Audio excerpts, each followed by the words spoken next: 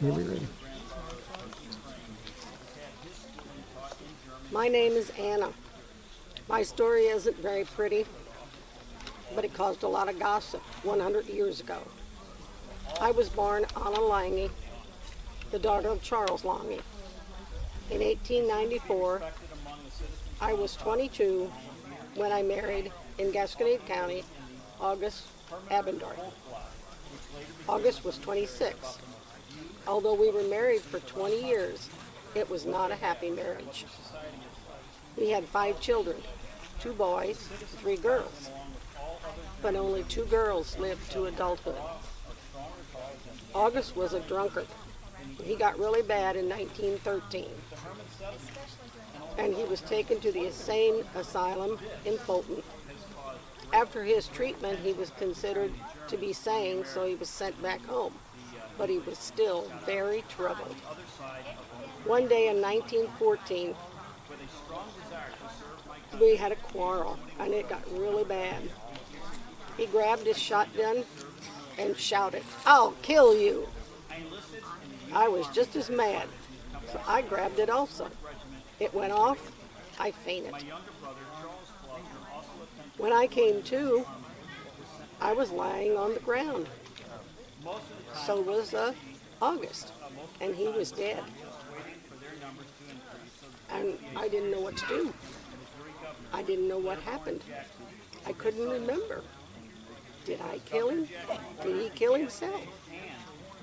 He was shot with his own gun. Well, whenever he saw me fall to the ground, he thought he killed me, so he killed himself. His death was ruled a suicide. When his will was read, he left $5 to his daughter Minna, everything else to his daughter Clara, and I got nothing.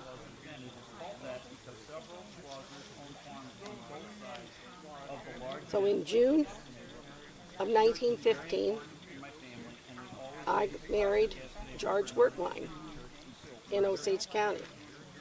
George had been married to Matilda Ocheski. There were 7 children from that marriage. She died in 1906. 2 of the boys lived with us. And in 1915, I had a daughter, Esther. In 1927, George was on the roof of the house fixing a leak that I had been nagging him about. There was a loose run on the ladder. When he came down, he stepped on it. It broke. He fell 2 stories.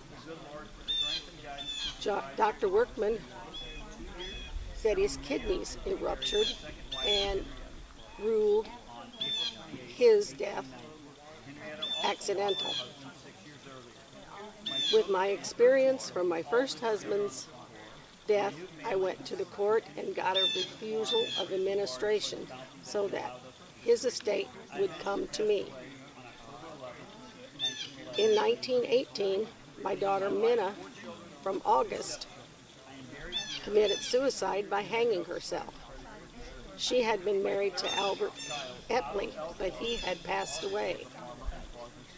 In January of 1928, I married Albert Zander. And he worked as a farmhand. We were married 7 years, but I couldn't get my life together.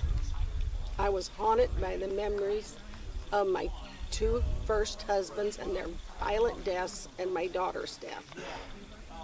So one day in 1935, I walked to the river. I walked in, and I kept walking, and I couldn't swim. So my death was ruled suicidal. Then Albert Zander married Maria Ogle Bumaster in Rolla, where there was Zander relatives. There was no children born of this marriage. Marie died in 1941, and Albert died in Wright County at the age of 75. Clara, my daughter, married John Whertwine, the son of George, my second husband. On February 5th, 1952, Claire Abendroth Whertwine drowned herself in the Gasconade River near Pershing. May we all find peace in death that we couldn't find in life. That concludes my story.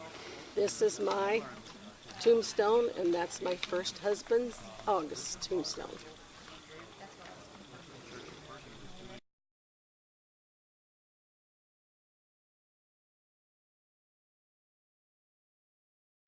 Good afternoon. My name is Frederick Fritz Klossner, and I am being portrayed by my great-great-grandson, Dean D. Klossner.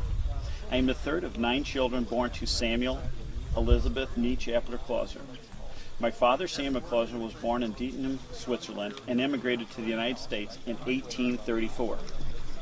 And he is actually buried in Stolpe. Okay, so at the age of 23. I was born on January 2nd, 1842 in Potsdam, Missouri, which now is called Pershing, and lived a rich and full life until my death on October 11th, 1911, at the age of 69 years. I am buried here at the St. Peter Evangelical Church Cemetery in Fredericksburg, Missouri. I am a farmer who worked on the family farm, which is on the western side of the Gasconade River at Klossner's Bend in Gasconade County. The German settlers in Missouri are good and industrious farmers and workers, and are good, and our good Lord has looked after us. We have continued to follow the German evangelical religion and customs of our Germanic heritage in our schools and churches. School lessons and sermons continue to be taught in German until the U.S. entered the Great War in Europe. My grandson, Arthur Klossner, who is also the grandfather of the person portraying me, had his schooling taught in German here in Potsdam. My grandfather told me that. All his schooling and church was always done in German here. I seem to be respected amongst the citizens around Potsdam and Fredericksburg, and am often quoted in the Hermaner Volksblatt, which later became the Hermann Carrier, about the views that the citizens around Potsdam have about society and politics. The citizens of Potsdam, along with all other Germans in the German settlement, are strong Republicans and voted for Lincoln in the 1860 election, with the Herman settlement and almost all Germans supporting the Republicans. This has caused great tension between the Germans and the Americans, and by that I mean the English and the Scot-Irish, on the other side of the Missouri River in Montgomery County. With a strong desire to serve my country at the age of 21 on September 30th, 1862, I signed up to serve in the military during the American Civil War. I enlisted in the Union Army as a private in Company C of the 4th Regiment of the Missouri Infantry. My younger brother, Charles Klossner, also attempted to join the Army, but was sent back because he was underage. Most of the time, Company C's time was spent just waiting for their numbers to increase so that they would be in sufficient force against the Missouri governor, Claiborne Jackson, and his Southern supporters. So our governor of Missouri was a very strong Southern supporter. Because Governor Jackson ordered the Gasconade and Osage bridges burnt, the German companies were ordered to guard and protect the remaining bridges of the Pacific Railroad from Jefferson City to St. Louis. On March 19, 1868, I married my wife, my beloved Pauline Hoffman. Our gracious Lord blessed us with 8 children. Life was not always easy, but we were very happy being farmers and raising our children. As I said earlier, my farm is on the Gasconade River in the part that is called the Klossner Bend. It is called that because several Klossners own farms on both sides of the large bend of the river. Church is very important in my family, and we always had to cross the Gasconade River in order to get to the church in Stolpe, Missouri. In the winter season, the crossing could be very dangerous, so in 1870, I, along with other citizens, decided that a church was needed on the western side of the Gasconade River. Several others and I decided to build a new log single-room church on 4 acres, which cost $40. We named the new church St. Peter's Evangelical Church in 1875. On October 18, 1888, while visiting her sister Mina in the Herman settlement, my beloved Paulina, at the age of 43, passed away of a heart condition. I had to look to the good Lord for strength and guidance to survive such a devastating loss. After 2 years, I did remarry to my second wife, Henrietta Toll, on April 28, 1890. Henrietta had also lost her husband 6 years earlier. My children and her 2 children all lived together on the farm. My new family continued to farm and praise the Lord for the bounty that He allowed us to produce. I eventually passed away on October 11th, 1911, at the age of 69 years, leaving my wife, 4 children, 2 stepchildren. I am buried here at St. Peter's Evangelical Church, Fredericksburg Cemetery. My 3rd child, Otto L. Klossner, also became a farmer in Klossner's Bend. He had a son named Arthur Klossner, who had a son named Dean A. Klossner, who had a son named Dean D. Klossner, and who I'm that person trying. So, thank you very much. Are there any questions? And he's a teacher. Yeah.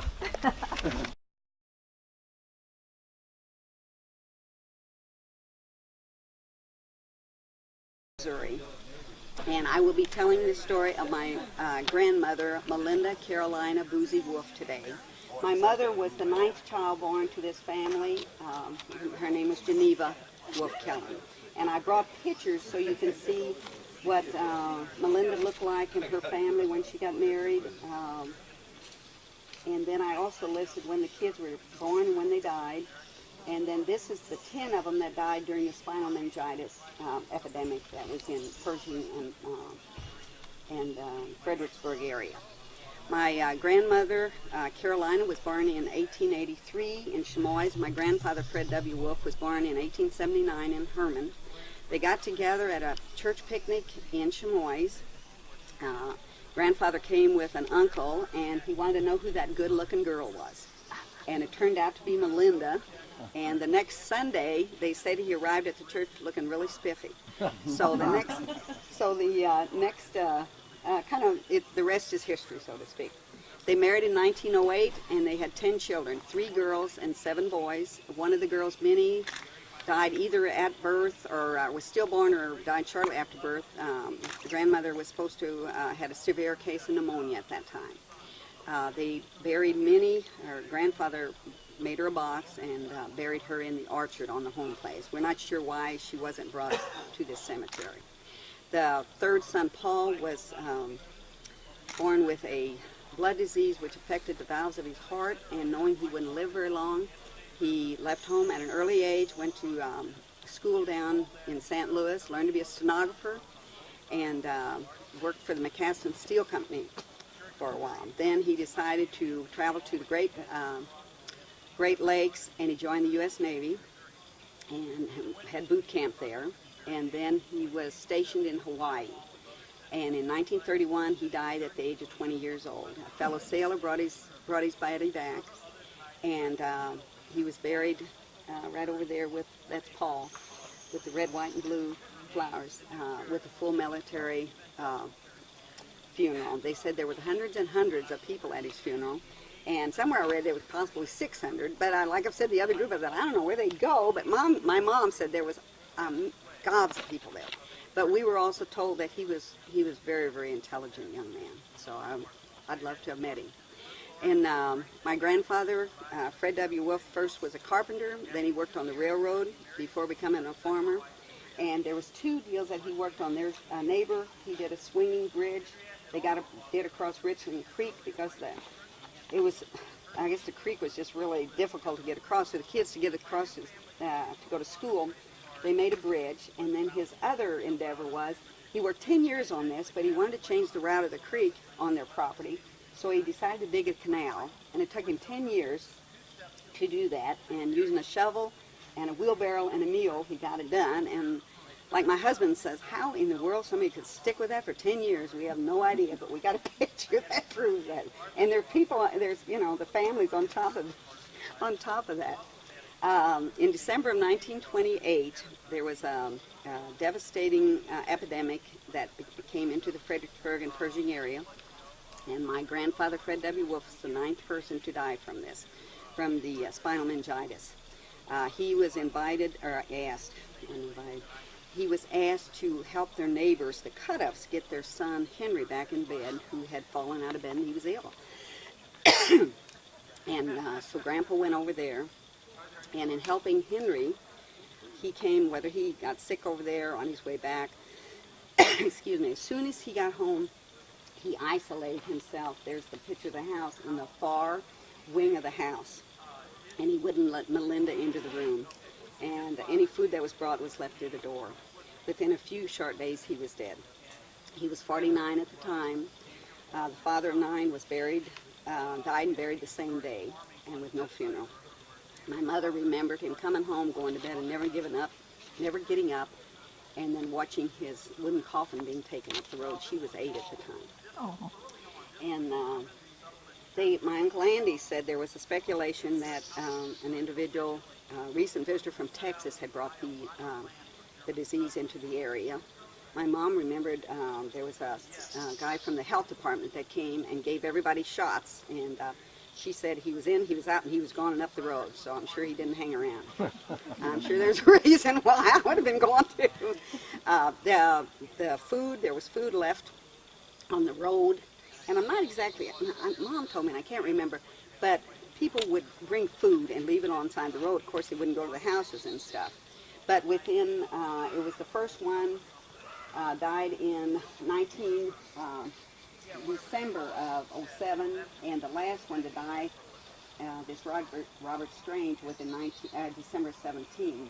So it was like a 10-day deal that 10 people died. I'm sure it's leaving you. But my grandfather stayed on the farm after grandfather died. And in the 1930 census puts her as like the farm manager of the farm, which was pretty bold, I thought, back then and stuff, to even say that and stuff. But my Uncle Andy said it was a tough time for the family. Uncle Ben was one of the ones that hired himself off the farm, went to a neighbor, got 50 cents a day, and of course all the money he got went back to Malinda. And then if he had to stay there and they boarded him, then he got less money. It was a different time back then. Let's see. Gosh, I drifted off here. But Charlotte, at one time, Grandma was about ready. They lived on rabbits and squirrels. Or did I say that? I can't remember. Did they? No. Okay, they lived on rabbits and squirrels and big gardens. And then the boys were told, do not miss, if you shoot at something, only one bullet. Don't waste the bullets. And at one time, Grandmother was about ready to lose the farm, and a neighbor said, you're not going to do that. And he gave her the money to take to the banker, and the banker didn't want to give her the note, or the deed, and my Uncle Andy said she took her cane and cracked it across his desk, and at that point he decided to give her a deed to the farm. But they were Christian people. All of the kids were christened and confirmed here, and Grandmother was a member of the Ladies' Aid. My mom said she was a good cook. She crocheted a altar cloth for this church, and sadly, years later, it was stolen. But she was a good cook. I know she taught my mom how to make great pies. She loved grandchildren. Her grandchildren loved to hold her grandchildren. And she loved to sing. And she died February 5th, 1953. And she was 69 years old. And I wish I would have known her and my grandfather. I think they were strong, strong people. And they loved God. Thank you all for listening This to Uncle my story. Andy that you referred to, is that the Andy Wolf that we knew from Morrison? That was Uncle Andy. Yeah, he's a great guy. And all the Wolfs, if you knew the Wolfs, they had great senses of humor. Just absolutely, oh my gosh. I miss them. So, thank you. Appreciate it very much. Thank you all for coming and sharing your day. And you all are welcome to come see the pictures.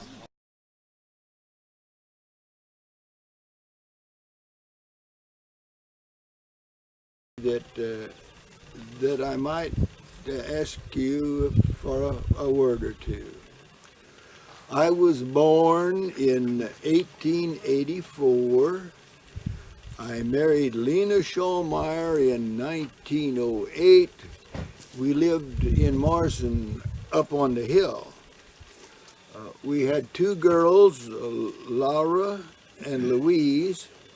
Louise married a fellow by the name of Wire, and Laura married a man by the name of Sundemeyer. I often did the shopping for our family by going down the hill to the store. And my good Lena, she never went downtown to Marson. We were members of St. Jehovah Church in Marson. I sometimes served on the council, and I always made ice cream for the church events. We used to make the ice cream in a little shed over on Bailey's Creek before the church was moved. And when the church was moved, they moved my ice cream making shed along to the new location. And my good Lena and I made the ice cream for the 4th of July picnics at the new location then. Back in the 30s and in the 40s, it was not unusual for a funeral business to be sort of a sideline operation or a second job. Not a lot of people die every year in a small town, or thank goodness that they don't. So I ran a hardware store in downtown Marson, and now and then was called on to bury my friends and neighbors. And I also did business supplying flowers for funerals and on other occasions. I would even supply clothes for the deceased if they did not have appropriate clothing, or if that was wanted. Funeral might cost anywhere from $250 to $500 complete. In fact, I made some notes from my faithful ledger here a while ago, and I found in my ledger on 12/17/1946, the flowers for a funeral were $5. Unless you wanted lots of flowers, then they were 10. Vault would be $130. On the 15th of April in 1946, I buried a Mrs. Seifert, and the casket and vault and funeral complete was $500.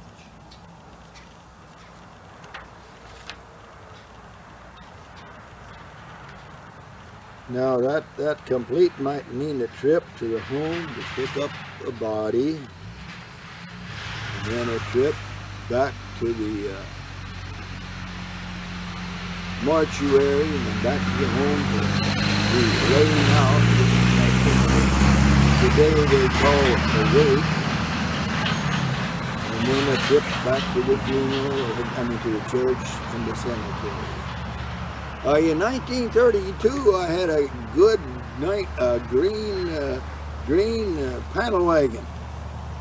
I used that to transport the customers. It might be the ambulance if needed. It was the hearse when it was needed. I also used it as a bus to take workers from Chamois along the route to Herndon to Oberman's Pants Factory. Later on, I think cars got a little better. I had a 1941 Chevy. And it was a little harder to use than the panel truck was. I'd have to take someone along to pick up a body, so I had a hired fellow by the name of Mr. Husenberry. And he would get in the back seat and he would hold the body in an upright position. And then we would take it to the I sometimes joke a lot when I have to be shoveling along, but did want to be respectful to my customers. Now, one way we showed respect was by wearing and having pallbearers wear white gloves for the service.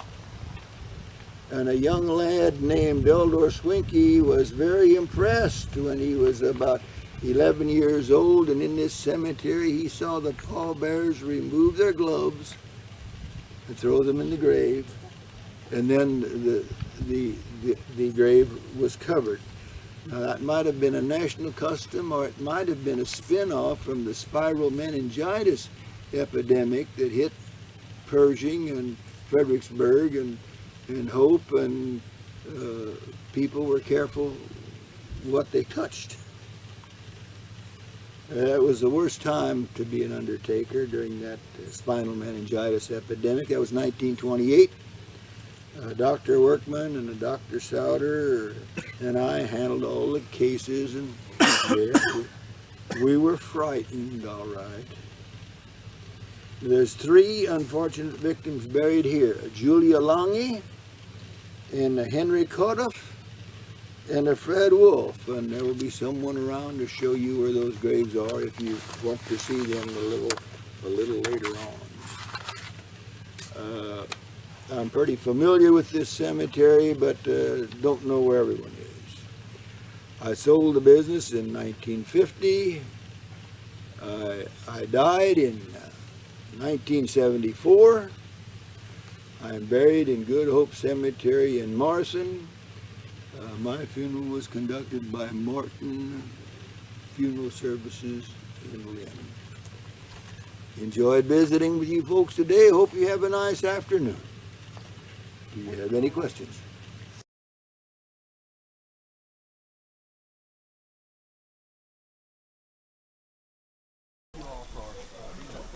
Guten Tag. Ich bin Emmy Frieda Ida Rath.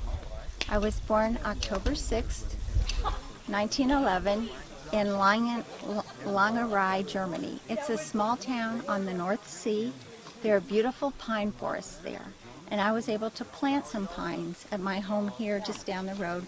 One stands tall and beautiful today. Mein Vater worried about the future for his children in Germany, and everyone knew about the promise of America. So it was decided that we would immigrate.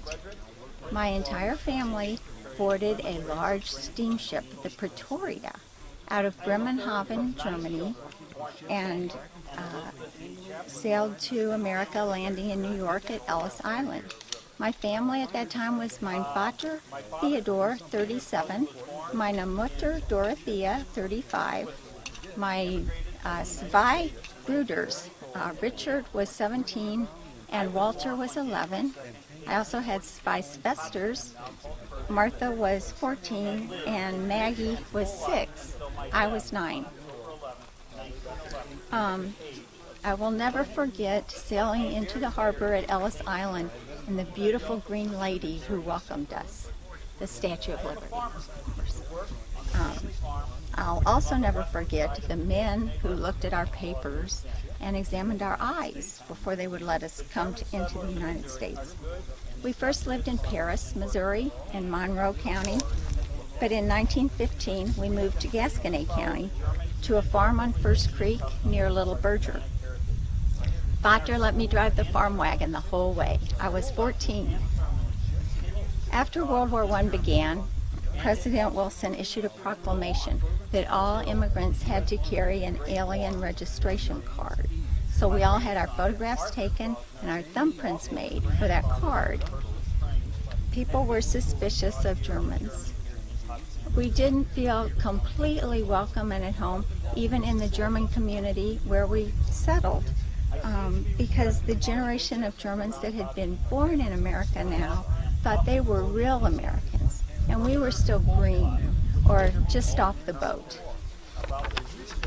But we went to house dances for entertainment, and one night at a house dance in Swiss in 1922, I met a young man who didn't care that I was green or just off the boat. My dance partner was Henry John Schwinke. He was a third-generation German-American, and we soon seized every opportunity to be together and wrote letters when we couldn't be. We were in love. But like many of my friends, I obtained a position in St. Louis with the well-to-do family, where I would keep house and help take care of the children. I was able to save a little to start a nest egg and also send money home to my parents. And who do you think followed me to St. Louis? Henry's father had died at the age of 46 from diabetes. Henry was only 18, but as the oldest child, it was his job then to find a job and send money back to the family while the younger siblings kept the farm going. He came to St. Louis and worked at the Fisher Body plant and then as a meat cutter at a Kroger store. And coincidentally, we were close enough together that we could see each other once in a while. So we decided after a couple years to come back to the farm. And we were married June 19th, 1927 at St. Paul Evangelical Kirche in Herndon. That's where I was confirmed earlier also. We lived in a house just down the road, a couple buildings, where the pavement ends today. There wasn't any pavement there back then. Henry had always played in the Fredericksburg band, and the Fredericksburg band serenaded us on our wedding night. We joined this beautiful church, St. Peter's Evangelical, where Henry's grosspapa had been a founder. One of the German traditions was that the men sat on one side of the church and the women sat on the other. Henry said, "We're going to change that." And he took my hand and we sat together. And don't you know, the other couples started doing the same thing. Henry was my knight in shining armor. The next thing that happened was we had an election in the community. And the second generation German immigrant election judges told me that I couldn't vote because I was born in Germany. Henry said, "She is just as American as you are, and she has the papers to prove it." I guess he convinced them because pretty soon they asked me to be an election judge. In 1934, our first son arrived. That was Eldore Wilhelm. Eldore was a sweet baby, and his older girl cousins and the girls in the community all wanted to help take care of Kleine Edo, they called him. That was great because Henry was gone sometimes working his other jobs besides the farm, and I had the cattle and the chickens in the garden. I even drove the tractor sometimes, and of course always made time for my yard and my flowers.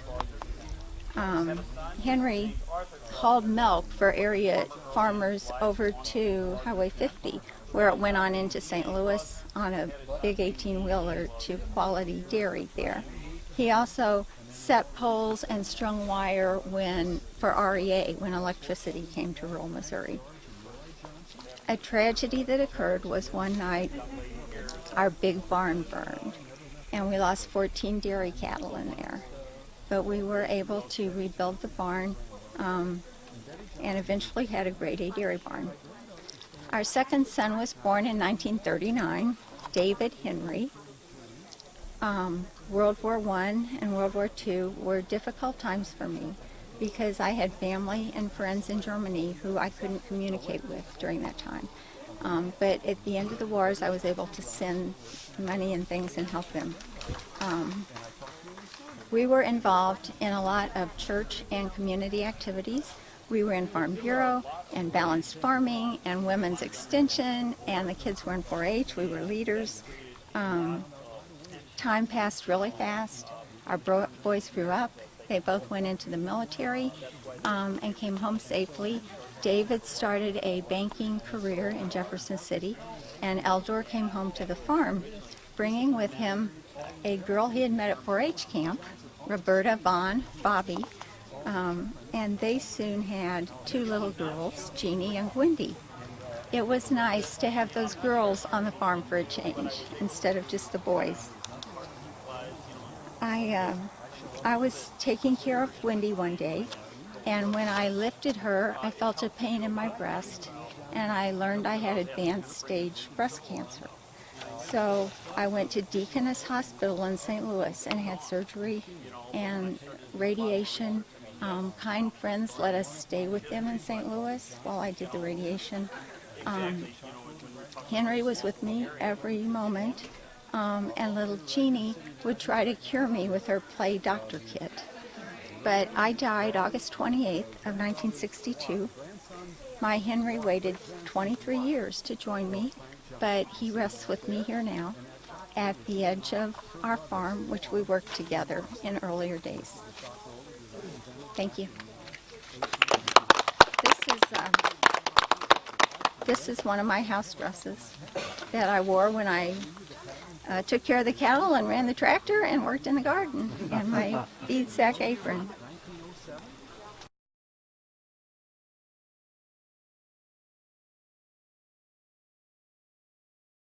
My name is Frank Johnson.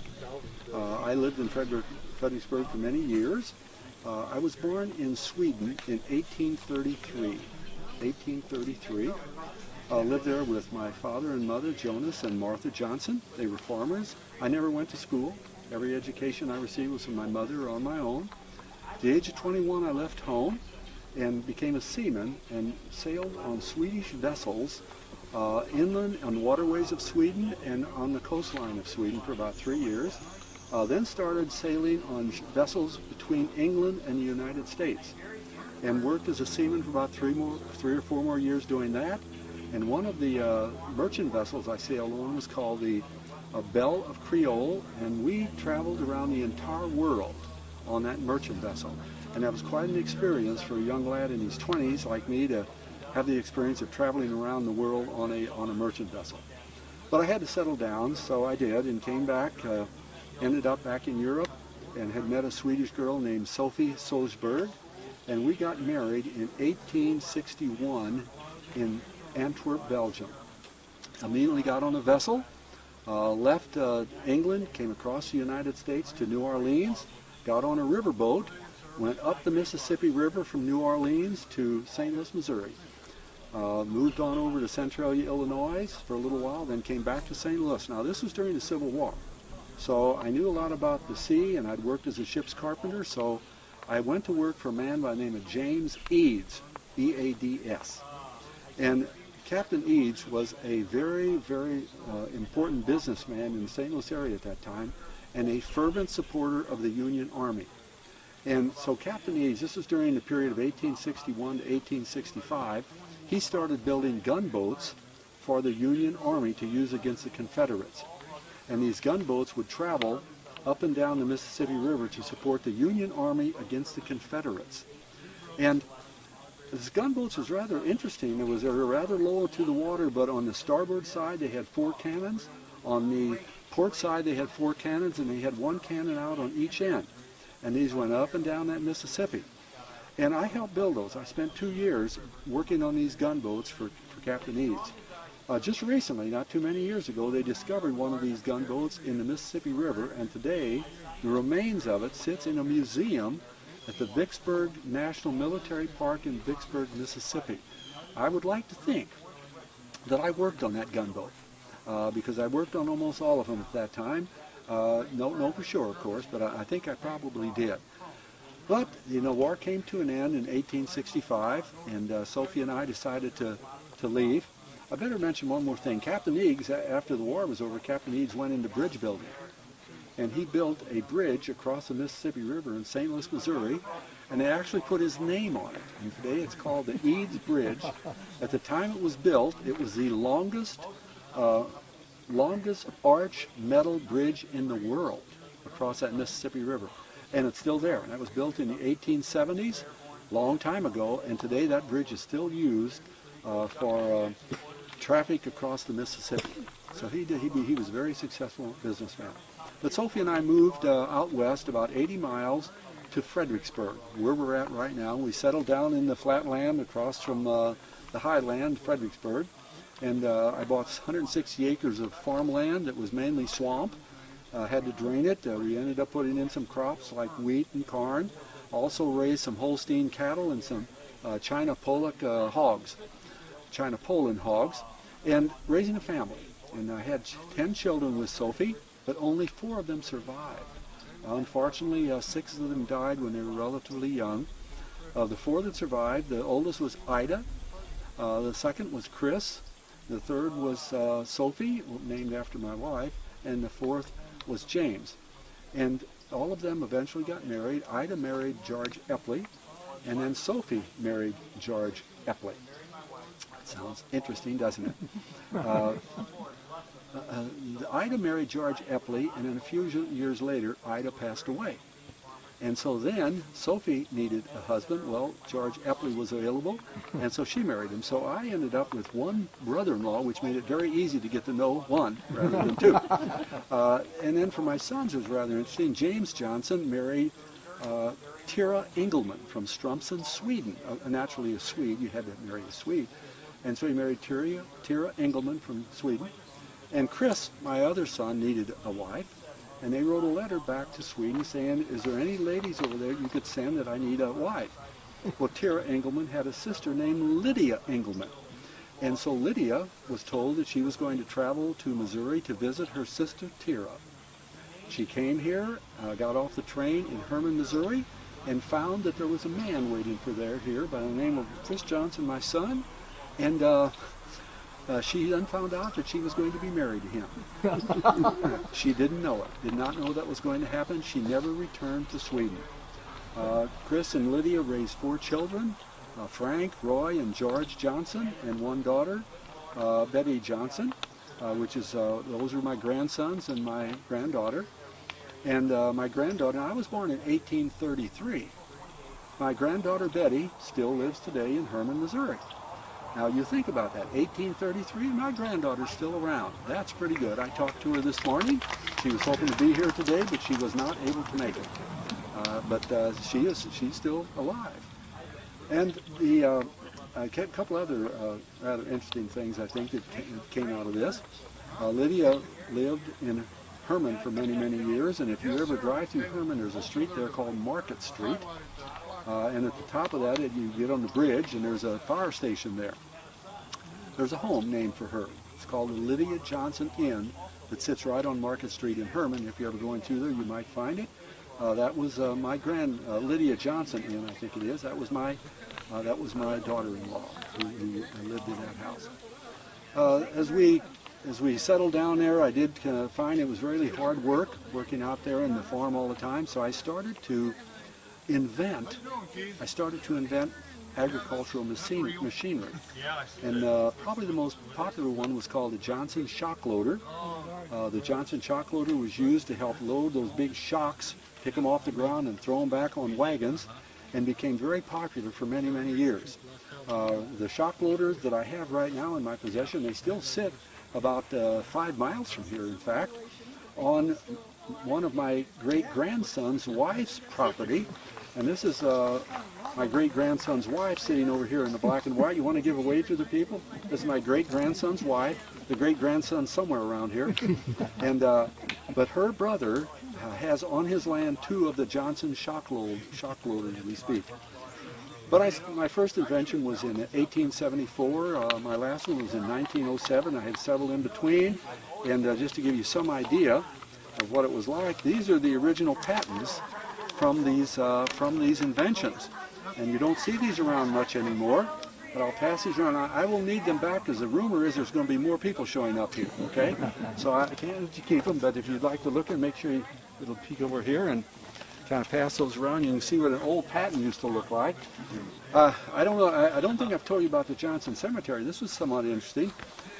When my children passed away, I needed a place to bury them, and I brought them up here to the cemetery and buried one and found that it was not allowed. And the reason it wasn't allowed, because everybody in the cemetery were Germans, and we were Swedes. Swedes were not allowed in the German cemetery. So I had to buy this plot of land right here, and this plot of land became the burial ground for all of the Swedes, all of the Johnsons in the community, and all the Germans are back over on the rest part. And so if you come and look right in through here, all of these are members of my family that were buried here because we were not allowed in the other cemetery. Just interesting. Now that we found later, the Germans and Swedes got along really quite well. But back there in the 1860s, it didn't go very well for a while. I was a Republican. I voted for Ulysses S. Grant for president. That was one that I've always voted Republican ever since, and died in 1918. And I am buried right here underneath this large stone. One wife right here next to me. I had a second wife that had no children with, buried over here. And most of my children or grandchildren are buried right here. And today is in this cemetery I have with me My great-granddaughter is here, and I have a great-great-granddaughter, 2 of them here, and I have a great-great-great-granddaughter that is here today also. And much of my family still lives in the Fredericksburg, Pershing, Herman community, so they didn't move very far. I thank you very much for coming today, and hope you've learned a little bit more about people that grew up in Fredericksburg. Thank you very much.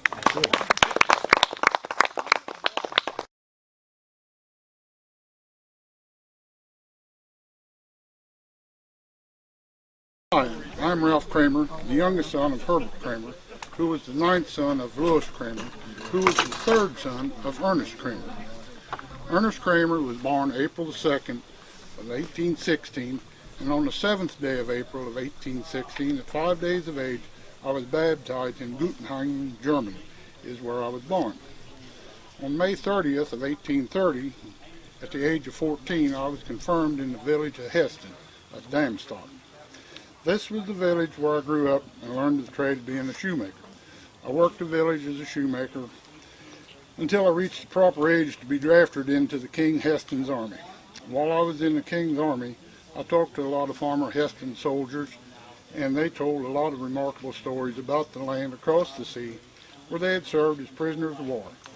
And after the surrender of the Hestons at Trenton, the stories were that the Heston soldiers were assigned to work in the farmland of New Jersey, Pennsylvania, and Ohio. The soldiers liked to learn the Americans, and the Americans learned to like us. The soldiers also learned that the land was cheap and with good fertile ground, freedom was unlimited, and this stories inspired my 2 brothers and I to come to the new country. So at the age of 21, from the port of Bend, Germany, my 2 brothers and I departed on the ship Brig Columbia. We arrived in the port of New York on the 6th day of August of 1838. My 2 brothers and I migrated to St. Louis. This was the furthest part west that could be reached by rail or by water. After working in St. Louis for about a year in the shoemaking trade, I decided to move further inland. My 2 brothers decided to stay in St. Louis, where they became more or less prosperous businessmen. So with my new young wife, Kathleen Breen, who I married in 1848, I came to Osage County. In 1851, I filed my intent to become a citizen, and that is when the German name and spelling of Cramer, K-R-A-M-E-R, was changed to C-R-A-M-E-R. The name Cramer in Germany came from the word Kram, which meant backpack or knapsack. The Cramers were noted to be peddlers and carried their goods in a backpack or Kram. So when people would see a peddler coming down the road, they would say, "Here comes the Kram," which later translated to the name Cramer. In 1854, I actually got my naturalization as a citizen. In 1853, I secured a government patent for a section of land of 80 acres located on Bailey's Creek, about 8 miles south of the point where Bailey Creek enters the Missouri River. I have a plaque over there. This is where my wife and I started our family, and our kids' names were Justin, William, Marianne, Jacob, and Kathleen from my first wife, who died in 1858. In 1859, I remarried Wilhelmina, and our children's names were Henry and Frank, Louis, Fritz, Ernst, Peter, John, Elizabeth, and Sally Nancy. In 1866, I married my 3rd wife, Kathleen, who died in 1906. Notice that she's not buried next to me. She died when Bailey's Creek was high, and they couldn't get across to get over to Fredericksburg to the cemetery here. So she's buried in the Ferguson Cemetery, along with several of our children. Ferguson Cemetery is about 4 miles northwest of here. In 1861 to 1865, I served in the Gasconade County Militia during the Civil War. I was in the Union side, and the regiment name was Captain Blackmeister of Gasconade County, Home Guard Company C. I went in as a private and discharged as a private. While not serving in the Home Guard, I took care of my crops and worked the farmland. Since I was a shoemaker by trade, I was always working to produce leather and to make shoes. Since I was a shoemaker by trade, I was always working to produce some leather to make some shoes and other leather products. And I was one of the founding fathers of the St. Peter Evangelical Church here in Fredericksburg. I signed the incorporation papers and also the deed for the purchase of the land of the church house, which was bought from Jacob and Regina Heidenberger.